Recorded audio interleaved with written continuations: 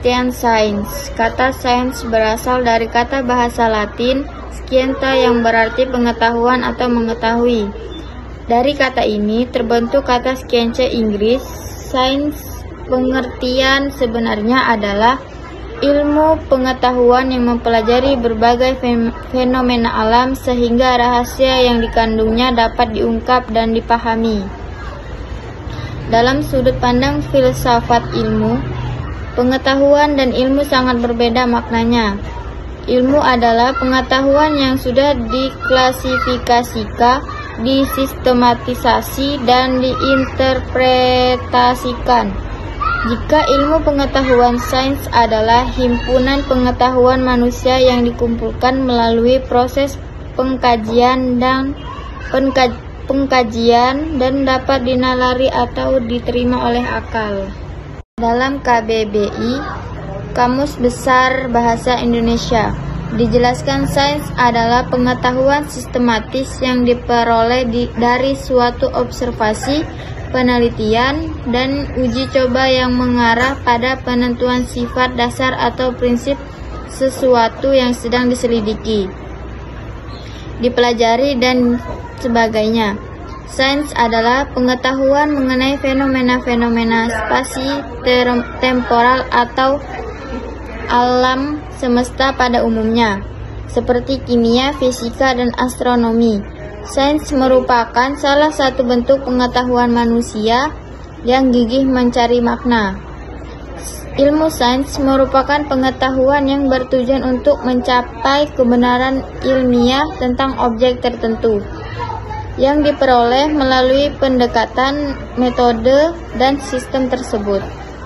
Pengertian agama. Dalam masyarakat Indonesia, selain kata agama, dikenal pula kata din berasal dari bahasa Arab dan kata religi dari bahasa Eropa, sedangkan agama berasal dari bahasa sangsalarnya dalam kamus An English Redhurst Dictionary AS Hambadi dan Branwell 1989 mengartikan religi sebagai berikut. Belief in give us carrot it an instruct of the universe. Percaya kepada Tuhan sebagai pencipta dan pengatur alam semesta. 2. System of gairah and worldview based one suci belief. Sistem iman dan penyembah berdasarkan atas kepercayaan tertentu. Dalam bahasa Arab, agama adalah ad-din. Al-Quran menggunakan kata din untuk menyebut semua jenis agama dan kepercayaan kepada Tuhan. Secara bahasa, ad-din artinya taat, tunduk, dan berserah diri. Adapun secara istilah berarti sesuatu yang dijadikan jalan oleh manusia dan diikuti, ditaati, baik berupa keyakinan, aturan, ibadah, dan yang semacamnya. Benar ataupun salah. Aziz, Imam 25. Agama adalah ajaran, sistem yang mengatur tata keimanan, kepercayaan, dan keperibadatan kepada Tuhan yang Maha Kuasa, serta taat kaidah yang berhubungan dengan pergaulan manusia dan beserta lingkungannya. Menurut Sidi Ghazalba, agama adalah kepercayaan pada hubungan manusia dengan kudus dihayati sebagai hakikat yang gaib. Hubungan yang menyatakan diri dalam bentuk serta sistem kultus dan sikap hidup berdasarkan doktrin tertentu. C. Sejarah hubungan sains dan agama. Hubungan sains dan agama dari abad ke abad mengalami pasang surut. Ada masa saat Islam dan sains terhubung secara harmonis. Ada pula konflik yang terjadi dalam hubungan sains, Islam dan sains. Contoh hubungan agama dan sains yang berlangsung harmonis pada masa kejayaan peradaban Islam dan agama di sisi lain sebagai keyakinan. Banyak ilmuwan dari tahun 700 Masehi hingga abad ke-13 Masehi yang mengalami beragam ilmu pengetahuan seperti astrologi, astronomi, kedokteran, anatomi, optik, farmakologi, psikologi, ilmu bedah, zoologi, biologi, hidrostatik, filsafat, puisi, musik, navigasi, arsitektur, geografi, fisika, matematika, dan serta kimia. Dalam Islam tidak dikenal permisahan esensial antara ilmu agama dengan ilmu profan. Inilah alasan kenapa para ilmuwan Muslim berusaha mengintegrasikan ilmu-ilmu yang dikembangkan peradaban-peradaban lain dalam skema, di mana awal membagikan ilmu-ilmu pada intinya kepada kedua bagian yang diibaratkan dengan dua sisi. Yang pertama adalah al-ulum al-nafliyah, yakni ilmu yang disampaikan Tuhan melalui wahyu tetapi yang melibatkan penggunaan akal. Yang kedua adalah al-ulum al-afliyah, yakni ilmu intelek yang diperoleh hampir sepenuhnya melalui penggunaan akal dan pengalaman empiris. Terdapat integralisme keilmuan seperti ini setidaknya pada tingkat konseptual, tetapi pada tingkat lebih praktis untuk mengatasi disharmoni ini berbagai pemikiran dan ilmuwan Muslim memunculkan klasifikasi. Namun sejarah juga mencatat adanya konflik agama dan sains, yaitu pada saat teori-teori baru ditemukan oleh Galileo abad ke-15 Masehi, Newton abad ke-17 Masehi, Darwin abad ke-19 Masehi. Konflik antara agama dan sains sejak abad ke-15, ketika Galileo menentang paham geosentri. Galileo dianggap mengingkari keyakinan agamanya Kristen bahwa bumi adalah pusat edar tata surya. Sejarah sains Eropa masa kebangkitan abad 14 dan 15 mencatat bahwa sains muncul tidak hanya dalam rangka hegemonik gereja sebagai institusi pengembangan. Tertinggi pada ahli sejarah sepakat bahwa sejarah perkembangan mekanik klasik Newton berdampak besar terhadap perkembangan ilmu pengetahuan saat itu. Dampak positif paradigma Newton, revolusi industri Inggris abad ke-17 dengan penemuan mesin tenun dan mesin cetak. Terdapat industri mekanisasi abad ke-17. 1. Energisasi abad ke-18. 2. Optimalisasi abad ke-18 ke-19. Otomatisasi abad ke-19 dan ke-20. Pada abad ke-19 adalah puncak konflik agama dan sains. Ada dua pendapat tentang teori ini, yaitu yang pertama, kelompok pendukung teori Darwin kalangan sosialisme dan komunisme. 2. Kelompok penentang teori Darwin. Alasan adalah Darwin terlalu berspekulasi terhadap teori sendiri, dan ini terlihat dalam bukunya The Origin of Species.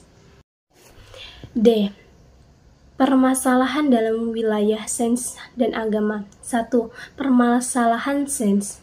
Pertama, berbagai kritik mendasarkan terhadap dunia ilmu, terutama dari sudut filsafat ilmu, telah kini tegas memperlihatkan bahwa ilmu sesungguhnya mengandung personal serius. Kedua, hasil-hasil ilmu pengetahuan dan teknologi ternyata juga bisa ambivalen. Ketiga, perjalanan ilmu hingga kini ternyata telah mencapai wilayah spiritual, entah dalam bentuk spiritual quotient, SQ, dan psikolog quantum sel dalam fisik baru.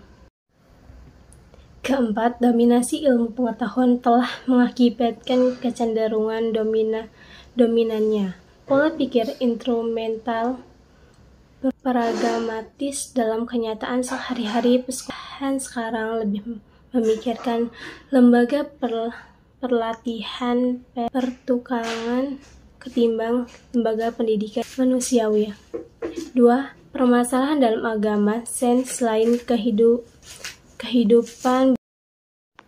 Selain mengalami persoalan intern masing-masing, ilmu dan agama pun mesti mengalami persoalan global bersama yang ditandai dengan permisivisme pasar yang makin mencemaskan, ketidakadilan struktur pada tingkat global yang makin menimbulkan gejolak-gejolak berupa terorisme atau perperangan. Relasi sains dan agama. Sains dan agama bukan merupakan isu baru dan bahkan banyak pemikir yang yakin bahwa agama tidak akan pernah dapat didamaikan dengan sains. Pertarungan antara sains dan agama seolah-olah tak pernah berhenti. Sementara di sisi lain, para agamawan yang dikategorikan sebagai kelompok tradisional mengklaim dan menyebut dirinya sebagai kaum yang berhak berbicara semua hal tentang kebenaran. Kedua kelompok tersebut seolah-olah tak pernah berhenti untuk saling mengklaim bahwa merekalah yang berhak menentukan kehidupan. Agama dan sains adalah dua hal yang berperan penting dalam kehidupan manusia. Agama adalah semesta tempat tinggal manusia yang dimana manusia dapat menemukan makna dan inti dari kehidupan. Sedangkan sains adalah sesuatu yang dapat mengurai dan menjelaskan keunikan dari alam semesta. Menurut Hardiman, secara garis besar ada 3 posisi untuk memahami hubungan antara sains dan agama. Pertama, sains dan agama memiliki teritorium yang berbeda dalam pencarian makna. Kedua, agama dan sains dibawa ke arena yang sama dalam pencarian makna. Ketiga, agama dan sains menerangi realitas sama, namun dengan perspektif yang berbeda. Kebangkitan dalam bidang ilmu pengetahuan di kalangan umat Islam baru muncul kembali di abad modern 1800 sampai dengan sekarang. Sejalan dengan itu, umat Islam mulai mengkaji secara saksama terhadap ayat-ayat Al-Quran yang ada hubungannya dengan perkembangan ilmu pengetahuan tersebut. F. Dasar pendidikan sains dan teknologi yang ada dalam Al-Quran dan hadis. Umat Islam mulai mempelajari atau melakukan penafsiran ilmiah sejak generasi pertama sampai abad ke-5 Hijriah hingga menjadikan diri mereka sebagai pelopor ilmu pengetahuan di seluruh penjuru dunia. Umat Islam telah menjadi pelopor dalam research tentang alam sekaligus sebagai masyarakat pertama dalam sejarah ilmu pengetahuan yang melakukan eksperimental sains atau ilmu tabi'i berdasarkan percobaan yang kemudian berkembang menjadi applied science atau teknologi. Islam mendorong umatnya untuk selalu berupaya mengembangkan sains seperti tercantum dalam Quran Surat Al-Alaq ayat 1-5 yang artinya, bacalah dengan menyebut nama Tuhanmu yang menciptakan. Dia telah menciptakan manusia dari segumpal darah. Bacalah dan Tuhanmulah yang maha pemurah, yang mengajar manusia dengan perantaraan kalam. Dia mengajar kepada manusia apa yang tidak diketahuinya. Iqra terambil dari akar kata yang berarti menghimpun. Dari menghimpun lahir aneka makna seperti menyampaikan, menelaah, mendalami, meneliti, mengetahui ciri sesuatu, dan membaca baik teks tertulis maupun tidak. Berkaitan dengan ini, perselisihan pendapat para ulama sudah lama berlangsung. Dalam kitabnya Jawahir Al-Quran, Imam Ghazali menerangkan pada bab khusus bahwa seluruh cabang ilmu pengetahuan yang terdahulu dan yang kemudian yang telah diketahui maupun yang belum diketahui, semuanya bersumber dari Al-Quran Al-Karim. Al-Imam Al-Syatibi tidak sependapat dengan Al-Ghazali.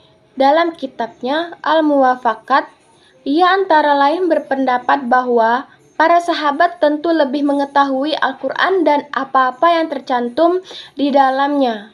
Tetapi, tidak seorang pun di antara mereka yang menyatakan bahwa Al-Quran mencakup seluruh cabang ilmu pengetahuan.